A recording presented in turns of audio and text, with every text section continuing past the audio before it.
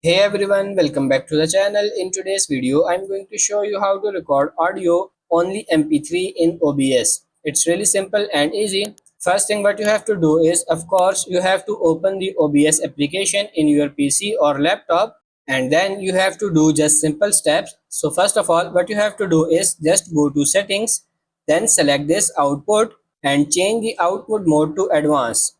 Then go to the recording tab, change the type to custom, go down to the container format and change that to MP3 like this. Then come down to the video encoder, change that to disable, and then simply tap on this apply it. You just have to make sure you pay very close attention to the file path.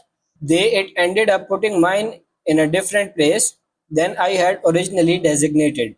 So you just have to make an eye on it. So that's pretty much it for this video. That's how to record audio only MP3 in OBS. I hope this video was helpful. If it is, like it and subscribe to the channel. Thank you.